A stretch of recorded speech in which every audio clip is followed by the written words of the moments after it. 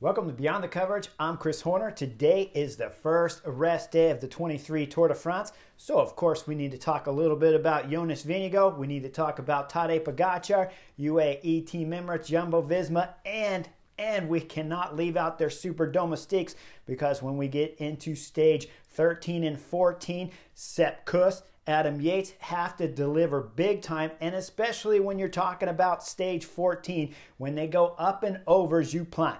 Juplin on stage 14 was an epic day in 2006 when it was Floyd Landis going over solo on that stage. It was unbelievable. We were climbing mountain after mountain for 200 kilometers.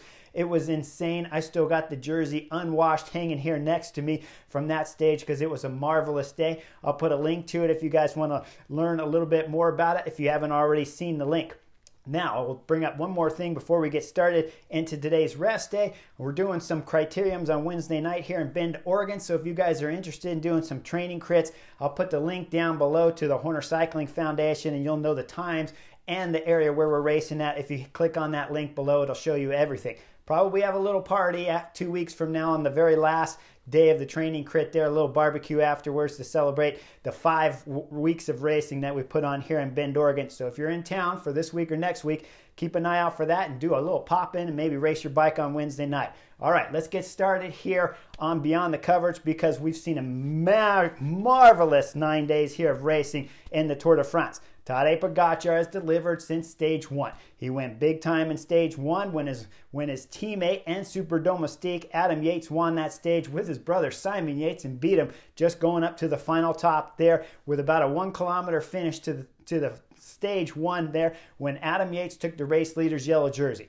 What surprised me the most, though, was Jonas Vingegaard end up dropping Tadej Pogacar when we're talking about Col de Mary Blanc on stage 5. He went big time there, dropped Tadej Pogacar, and we've seen Pogacar suffer a lot. A lot of times people go, well, they dropped each other evenly there.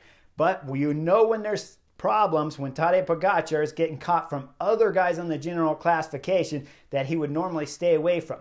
That's how you know there's always something wrong with the rider, and it's just not two riders that are dropping each other going to the line like we saw yesterday on stage 9, Puy de Dôme, when Tadej Pogacar is dropping Jonas Vingegaard. You see Jonas Vingegaard holding the gap the whole time. That's when you know both riders were on good form that stage. It's not a calorie issue. It's not just a strange day off that they're having where the legs aren't performing good. Or when you see, if you want to take it all the way back to stage 6, where Jonas Vingegaard pulled Tadej Pogacar up Col de Tourmalet and then pulled him up Col de Cambasque and then ended up losing time there to Tadej Pogacar for about 25 seconds going up that stage.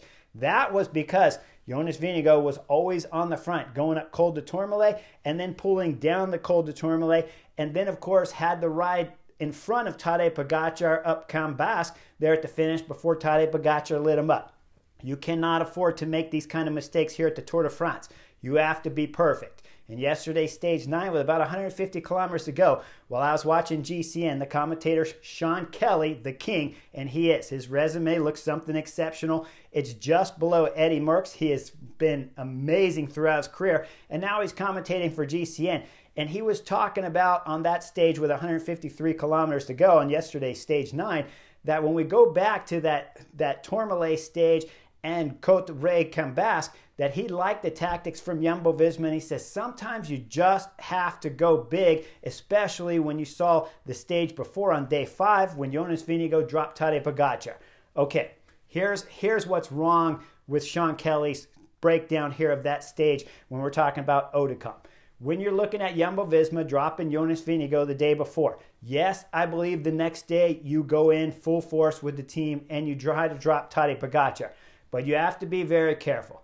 Keep in mind, when you're going into the final climbs, if you look at the most basic of tactics, when you're the best climber, so you leave stage 5, you're going into stage 6, Jumbo-Visma's Jonas Vingegaard, he thinks he's the best climber in the race, and rightfully so after he did what happened on stage 5 up Col de Mary Blanc. But you still have to be careful. This is Tadej Pogacar, the best rider in the world, 2-time Tour de France champion, and you know he's going to be a headache if yesterday's stage 5 was a real problem. So what Sean Kelly's forgetting, and I love when I catch Sean Kelly with his tactics being just a smidge wrong, because he doesn't make very many tactical mistakes when he's talking on the air for GCN. But when he says Jumbo-Visma, he loved the tactics, I'm going to break it down a little more simple. When you hit the last climb, when you hit Côte Cambasque and you 16 kilometers long, you want, if you're Jonas Vingegaard, you want your pure climbers in front of you, not necessarily Wout van Aert, who's been pulling throughout the stage and then has to go up the first 16 kilometers start of that climb all the way into 4.5 kilometers to go. That's a tall order. That means that when Wout van Aert's going up that climb, he's losing power the whole time, which means it's not putting pressure on Tadej Pogačar. You want the speed to be so fast in the front, like they had on Tourmalet when you had Wilco Kelderman and Sepp Kuss pushing. You want it going so fast that when you're sitting on the wheel back here, you're almost maximum for Jonas Vingegaard, which means Tadej Pogačar, if he's a lesser ability on that stage than Jonas, he will be at maximum. That means when a Sepp Kuss pulls off of the front after Wilco Kelderman does a big pull too, hopefully Tadej Pogačar's completely maxed out. Then Jonas Vingegaard has to go with a big acceleration. That's why I didn't like the tactics. We saw that tactic played out on Otakam. Wilco Kelderman went first, Sepp Kuss went second. Then we see Jonas Vingegaard go, and if he can't get the gap on Tadej Pogačar by the top, he's got to back off the throttle, wait for Wilco Kelderman to come on, wait for Sepp Kuss to come back on, bridge up and close the gap to Wout van Aert, have Wout van Aert pull all the way in to just about probably 10 kilometers to go, maybe 12, and then you start putting Wilco Kelderman on the front to start drilling it, followed by Sepp Kuss. Then you try to drop Tadej Pogačar. Now, a lot of times I'm mistaken when a lot of times people are mistaking me when I say I didn't like the tactics of that stage. I love the tactics. I just didn't like the way they played out the second half, because Wout van Aert should never be the guy going up the final climb that's trying to put pressure and put both riders, Jonas Vingegaard and Tadej Pogačar, near their max. So when Jonas Vingegaard tries to attack a rider like Tadej Pogačar dropped on stage 5, he has him more at the absolute limit. If they're really close on form, which we know these are the two best riders in the world, and as harsh as I can be on Jonas Vingegaard, he is one of the best riders in the world.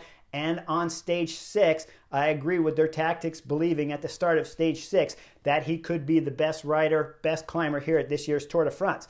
But he made some mistakes on stage 6. Tadej Pogačar took advantage of that. Now when we start going into the rest day here, we're talking about a 17-second difference after yesterday's stage 9, where Tadej Pogačar put the sword again to Jonas Vingegaard and grabbed 8 more seconds on the rider from Jumbo-Visma. Now, 17 seconds difference, and we're into the rest day. I'll show you guys a little picture here of the rest day conversation with Jonas Vingegaard, and he says that coming into this rest day, he didn't expect to have the lead, so he's happy to have a 17-second gap right now on Tadej Pogačar, and his stages that are more to his favor of riding are coming up now that you're getting into the Alps. We go over to the YouTube video that's put on by Gregory Brown there from Flow Bikes, and he's interviewing Tadej Pogačar, and he asks Tadej Pogačar, well, Jonas Vingegaard says the Alps are coming up, and that's his forte, and that's what he's best at, so he's putting the pressure on the Tadej Pogačar to say if Jonas Vingegaard's better in the Alps than Tadej Pogačar. Pogačar says, hey, I'm coming out of a strong spring season where the base from that spring season must still be in the legs, but with the broken wrist, I don't have a ton of racing. He's got 2 days at the national championships, an individual time trial, and the Slovenia national championship road race that he won both events. So he's right. He hasn't come into this year's Tour de France on flying form. He did say, Jonas Vingegaard, that he was surprised when he's going up Col de Mary Blanc that he got dropped on that stage and suffered trying to follow Jonas Vingegaard, but believes now that his form is starting to come around, and believes because of that base from the spring season, because of winning all the classics, because of dominating everybody at Paris-Nice where he dropped Jonas Vingegaard and pushed him into third on the general classification, he still has that form in his legs, and now things are going to start going steady for his fitness and start getting better and better, which I believe if you're looking at the Slovenian. If you're looking over at Jonas Vingegaard, you got to believe too that he's correct that when we get into the Alps, they are better suited for him. He's incredibly rail thin, and every time you're that small, when you get into this climbing stages that are just mountain after mountain, like we'll see on stage 14 on the Joux Plane, where there's 6 climbs, and then you're going to go up to Col de Joux Plane, which is one of the hardest climbs in the Tour de France, and I mean in the history of the Tour de France. This climb is ugly and painful, and when I did it in 2006 on that epic day that Floyd Landis soloed that stage, that was, when we hit that climb, that was unbelievable going up it, and I'd already had 2 Cokes and 2 Snickers and was sitting on the side of the road resting a little bit and still suffered going up this climb. But this climb will be very, very important for Jonas Vingegaard and Tadej Pogacar, that their super domestiques, Sepp Kuss, Adam Yates, they have to be on marvelous form, because when we get there to the Joux Plane climb, it doesn't summon at the top. It kind of stair steps, drags a little bit, one more hard bump, and then it's going to have a crazy descent all the way into the finish. So if Jonas Vingegaard or Tadej Pogacar drops the other rider, their super domestique for them have to be close, like we saw in Col de Mary Blanc when Adam Yates came back with that group to help Tadej Pogacar and do damage control to the time that Jonas Vingegaard was putting into him while Jai Hindley was winning that stage 5 of this year's Tour de France. Now, Tadej Pogacar has asked the question from Brown from Flow Bikes if Jonas Vingegaard will be good, better than him in the Alps. Tadej Pogacar answers it the way any #1 ranked rider in the world should. He says, when we get there, we'll find out who likes it more. That was a great comment from Tadej Pogacar, and I was giggling the whole time while sitting on the Chesterfield. Guys, this next week of racing, the next 3 days, it doesn't look like there's time bonuses available for either rider, because tomorrow, stage 10, should be one for the breakaway. The next day, most likely a sprint stage, if the teams want to do some work and hold it all together. And then when we're talking stage 12, that looks like, again, another stage for the breakaway. So we've got to wait till stage 13, the Grand Colombier. Should be an exciting finish when it's a summit. So we're going to see a little more action from Jonas Vingegaard and Tadej Pogacar on this stage. Maybe there's some time bonuses available if UAE members decide that Tadej Pogacar is riding 100% again. But when we get to stage 14 on the Joux Plane, then we start seeing some magical happen on that stage, because it's a ton of climbing. So it should help Jonas Vingegaard on this stage with all the climbs, with how thin he is, if he's gotten everything dialed for this year's 2023 Tour de France, which looks like Jumbo-Visma have. They don't have the results that Tadej Pogacar have, but they have the race leader's yellow jersey, right? So they kind of do. 17-second advantage. When we go into 13 and 14, we're going to see if Jonas Vingegaard can hold on to that. But when we go up the Joux Plane, that is going to be the stage that'll start having big-time effect between the general classification 2-time favorites. Now, when we start looking further back on the general classification, there's a big-time fight for 3rd place. Jai Hindley, Bora Hansgrohe's holding it with that stage win over Col de Mary Blanc. But hot on his heels are the Yates brothers and Carlos Rodriguez from Ineos. Carlos Rodriguez suffered a little bit in stage 9. Simon Yates looks solid. He made the split up there after Sepp Kuss came off the front and accelerated to keep the pace going. Wasn't trying to beat Tadej Pogacar or Jonas Vingegaard. He's already thinking of a podium spot here at the Tour de France, and that's why he was riding there on the right side of the road, going up Puy-Dôme on the final mountain climb of yesterday, stage 9. And Simon Yates was my favorite to go podium here at the Tour de France. Jai Hindley, though, looks solid on yesterday's stage, but dropped just a little bit and suffered some time up there to the Yates brothers and Carlos Rodriguez. So we'll see if Jai Hindley from Bora Hansgrohe's form can come up just a little bit more when we start these final 2 weeks of the Tour de France. But there is a big-time storm brewing there for the 3rd spot here at the Tour de France. And, of course, it's not much smaller than the storm brewing for 1st and 2nd on the general classification. So we got a lot to look forward to. And Jasper Philipsen being let out from Mathieu van der Poel. Can he keep winning flat stages here at the Tour de France? Well, we're going to have to wait and see. The final 2 weeks are coming. So like and subscribe, and I'll see you guys on the butterfly effect for stage 10 of the Tour de France.